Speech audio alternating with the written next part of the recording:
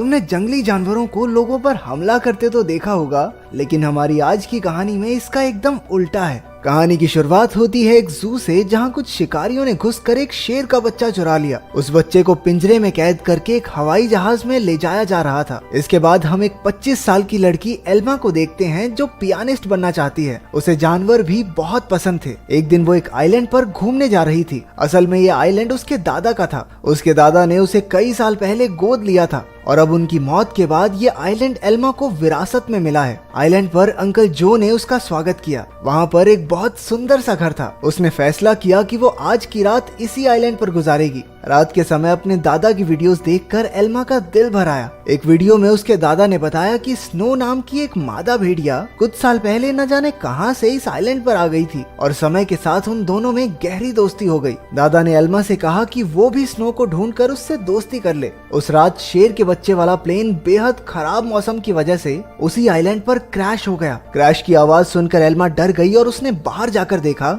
लेकिन वो आइलैंड बहुत बड़ा था तो उसे कुछ नहीं मिला।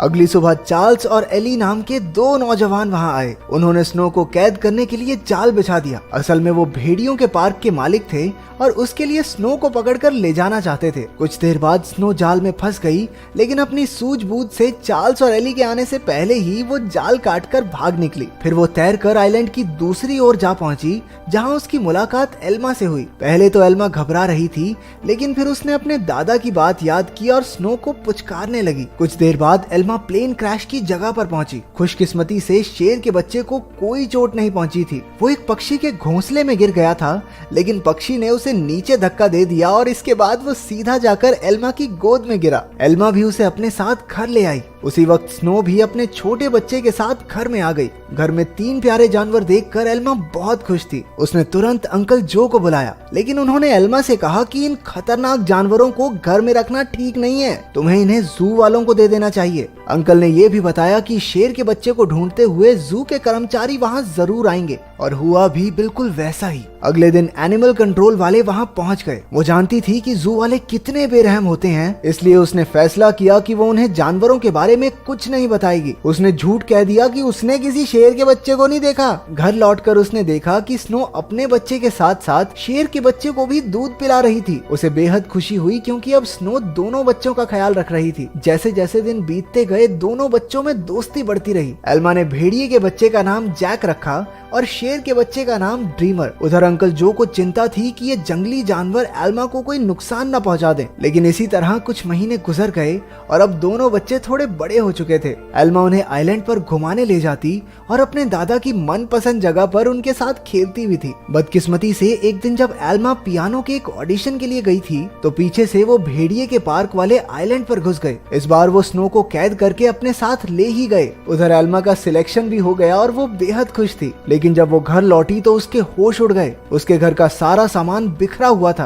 क्योंकि दोनों बच्चे भूख की वजह से परेशान हो गए थे। एल्मा ने स्नो को ढूंढने के लिए पूरा आइलैंड छान मारा, लेकिन स्नो तो वहाँ थी ही नहीं। अब उसे ही बच्चों का पेट भरना था, इसलिए उसे ना चाहते हुए भी अपनी पियानिस्ट की नौकरी छोड़नी पड़ी। एक दिन अंकल जो फिर से वहाँ आए और खूंखार जानवरों को अब तक वहाँ देखकर गुस्से से भर गए। उसने एल्मा से उसी वक्त जानवरों को जू में भेजने को कहा, लेकिन एल्मा ने उन्हें समझाया कि उसके दादा की यही इच्छा थी कि वो जानवरों के साथ रहे और फिर जू में न जाने इन मासूमों पर कितने अत्याचार होंगे। आखिरकार अंकल जो भी मान गए और एल्मा को गले से लगा लिया। अब उनका सारा समय जानवरों को खाना खिलाने और उनका पूरा ध्यान रखने में जाता था। एल्मा को जैक और ड्रीमर से बहुत प्यार था और बदले में जानवर भी उस पर जान छिड़कते थे। देखते ही देखते 1 साल गुजर गया और अब दोनों जानवर बड़े हो गए थे। अंकल जो शहर से उनके लिए मांस लाया करते थे, लेकिन उनके पास जाने में उन्हें डर लगता था। उन्होंने फिर से एल्मा को समझाया कि इनके साथ रहना खतरे से खाली नहीं है, लेकिन एल्मा किसी कीमत पर उन्हें छोड़ने को तैयार ही नहीं थी। एक दिन एक माँ बेटी कश्ती में आइलैंड के नजदीक आए। उन्हें देखकर जैक उनके पास जाने लगा। जैसे ही एल्मा ने ये सब देखा, वो जैक को रोकने के लिए भागी, लेकिन वो एक पत्थर से टकराकर नीचे गिर गई और उसके सर में चोट लगने की वजह से वो उसी वक्त बेहोश भी हो गई। वो माँ बेटी ये सब नहीं देख पाई और वापस कश्ती में चली गई। कुछ ही देर में जैक और ड्रीमर एल्मा के पास आए और उसे उठाने की बहुत सी कोशिशें की, लेकिन कोई फायदा नहीं हुआ। वो कई घंटों तक जोर जोर से आवाजें लगाकर मदद के लिए पुकारते रहे, लेकिन कोई नहीं आया। जल्द ही रात हो गई और दोनों जानवर एल्मा से सटकर बैठ गए। उन्होंने पूरी रात जागकर एल्मा को गर्माहट दी। अगली सुबह अंकल जो ने एल्मा को कई बार कॉल की, लेकिन कोई जवाब न मिलने पर वो समझ गए कि कुछ तो गड़बड़ जरूर है। वो तुरंत आइलैंड पर पहुंचे। उन्हें लगा कि जरूर इन जंगली जानवरों ने एल्मा पर हमला कर दिया होगा, इसलिए उन्होंने एनिमल कंट्रोल वालों को कॉल कर दिया। लेकिन जब उन्हें एल्मा बेहोश मिली और जानवरों को उसकी रक्षा करते देखा तो उन्हें अपनी इस हरकत पर बहुत पछतावा हुआ। इसके बाद जब एल्मा को हॉस्पिटल ले जाया गया तो डॉक्टर ने उन्हें बताया कि अगर जैक और ड्रीमर ने उसे गर्माहट न दी होती तो शायद वो आज जिंदा न होती। उधर एनिमल कंट्रोल वालों ने जैक को पकड़कर इलाई और चार्ल्स को सौंप दिया। उन्हें एहसास हो गया कि जैक तो स्नो का ही बच्चा है। वहीं ड्रीमर को एलन नाम के एक आदमी को बेच दिया गया जो एक जू चलाता था। एलन बहुत बेरहम आदमी था जो अक्सर अपने जानवरों को पीटा करता था, लेकिन अपने बाप से बिल्कुल उल्टा उसका बेटा रैफा बहुत नरम दिल का था। जल्द ही उसकी दोस्ती ड्रीमर से हो गई, लेकिन कुछ ही दिनों में बेचारे ड्रीमर को कई नशीली दवाइयां देकर सर्कस में करतब करने के लिए मजबूर किया जाता। ड्रीमर ने अब तक की अपनी जिंदगी मजे से आइलैंड पर गुजारी थी, लेकिन इन बेरहम लोगों ने उस पर काफी बुरा असर डाला, इसलिए राफा अक्सर उसके पास उसे शांत करने जाया करता। उधर हॉस्पिटल में एल्मा ने होश में आते ही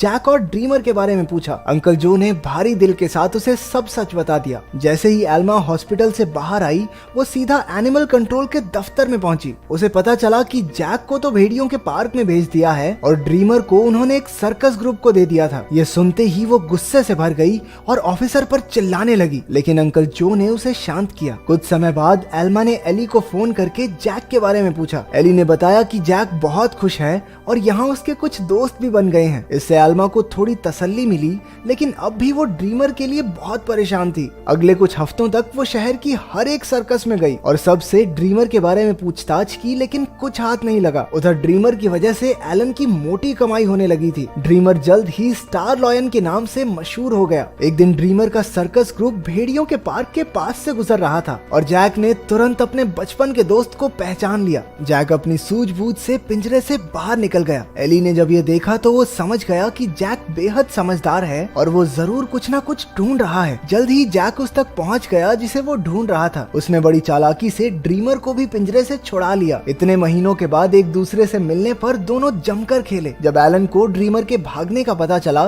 तो उसने गुस्से में बेहोश करने वाली बंदूक निकाल ली। उसके बेटे रैफा ने उसे रोकने की बहुत कोशिश की, लेकिन लालची एलन ने उसकी एक ना सुनी। हार कर रैफा भी ड्रीमर को ढूंढने एलन के साथ चल पड़ा। एलन ने एली को भी ड्रीमर के बारे में बताया। अब वो समझ गए थे कि जैक और ड्रीमर दोनों साथ ही हैं। इसी वजह से पूरे शहर में हाई अलर्ट जारी कर दिया गया। उस शाम एली ने एल्मा को सब कुछ बताया और कहा कि एनिमल कंट्रोल वाले दोनों जानवरों के पीछे पड़े हैं। ये सुनकर एल्मा घबरा गई, लेकिन एली ने बताया कि उन्होंने जैक के शरीर में एक ट्रैकर फिट किया था। जैक और ड्रीमर की आखिरी लोकेशन एक जंगल के आसपास थी। अब एल्मा और एली ने मिलकर जानवरों को ढूंढने का फैसला किया। उधर दोनों जानवर शहर में खुलेआम घूम रहे थे, इसलिए पुलिस ने शूट एट साइट के ऑर्डर्स दे दिए। बाद में दोनों जानवर फिर से जंगल में पहुंच गए, जहां एलन और रफा ने उन्हें देख लिया। लालची एलन ने ड्रीमर पर अपनी ट्रैंकुलाइजर गन से हमला कर दिया, लेकिन उसी वक्त जैक बीच में आ गया और अपने दोस्त के बदले खुद गोली का शिकार हो गया। बेचारा जैक तो उसी वक्त बेहोश हो गया, जबकि ड्रीमर को वहां से भागने का मौका मिल गया। उसके भाग जाने के बाद रफा ने तुरंत जैक का ट्रैकर हटाकर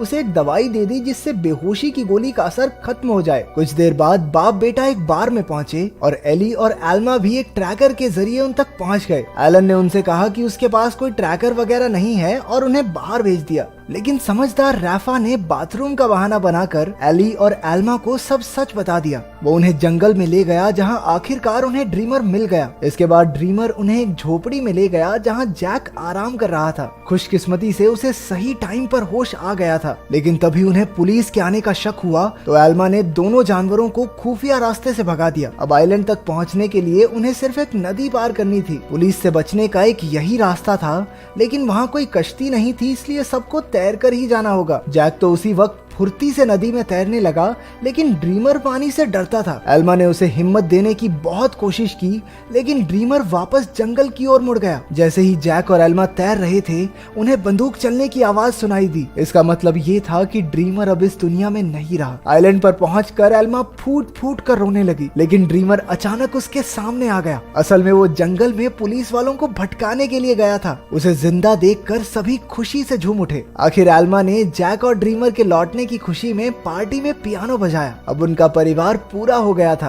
अंत में एल्मा ने सबको अपने प्यारे जानवरों की कहानी बताई, जिससे सभी लोगों के दिल भर आए और वो तीनों खुशी